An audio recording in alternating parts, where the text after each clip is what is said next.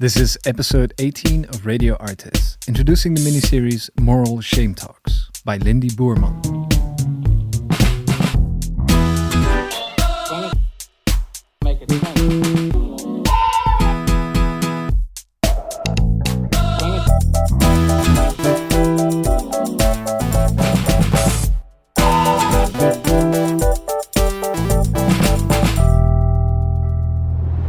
Hi there, Dennis here. Yet again, introducing another series. We just wrapped up Sounding Places, Listening Places, and here we are with a new series called Moral Shame Talks by Lindy Boerman.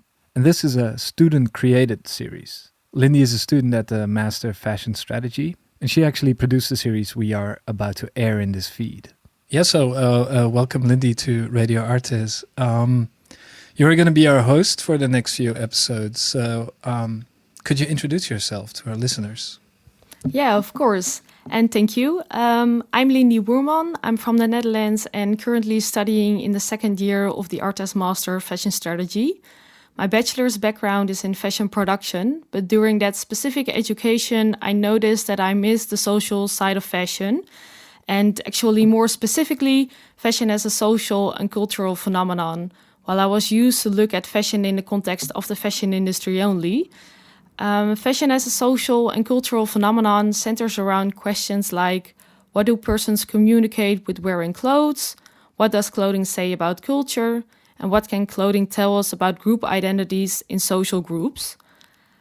Well, this led me to the master to explore fashion in another way. And during this master, I developed myself as a critical writer and researcher on fashion and the fashion industry, with the ultimate goal to educate everyone on fashion's complexity and to provide insights on how to create change in this pollutive and harmful industry. And at the moment, you're almost at the end of that master. So yeah. Apparently you found what you were looking for. Definitely. And as a fact, the podcast you will be presenting is part of your master's thesis. Is that right? Yeah, actually, as part of my master's project, graduation project. And so what is that project about? Well, my graduation project is called Moral Shame Talks, Tales and Tales. And it essentially explores the complexity of consumers' moral shame in the context of the sustainability debate in the fashion industry. Well, moral shame is a word that I created myself based on my research, and I define it as a type of shame consumers experience while buying, owning, or consuming clothes and knowing they are not making sustainable choices. So, for example, this feeling can occur while owning a closet full of unworn clothes, buying a lot of garments at once, or shopping over and over at fast fashion brands. And the goal of this project is to address this type of shame and make people aware how the fashion industry actually functions. Well, the project takes shapes in a thesis where I explore the complexity myself based on theoretical research and in-depth interviews with consumers about moral shame. And I've also included reflective questions for the reader to consider what moral shame's role is in their personal life. And with these questions, the reader can create its own unique story, which together we can share on our joint Instagram account named Moral Shame Tales. And this thesis is also the backbone of the podcast, and I use the main themes to structure the episodes. And besides the written approach, I wanted to add a form where other voices, critical perspectives, and personal stories are brought together, as moral shame differs for everyone. And that is also the reason to make a podcast, actually. All right. I'm really happy I'm wearing my sustainable t-shirt. Yeah, I understand.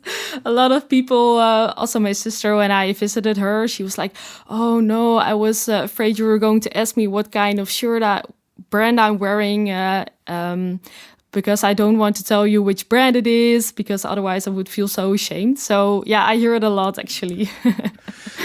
Is it your goal to get people to buy fashion that doesn't leave them ending up with shame?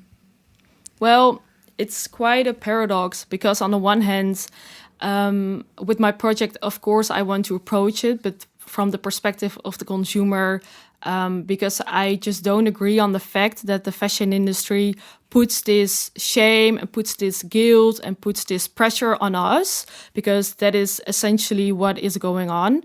But on the other hand, I can imagine that moral shame can also have a positive influence, as we can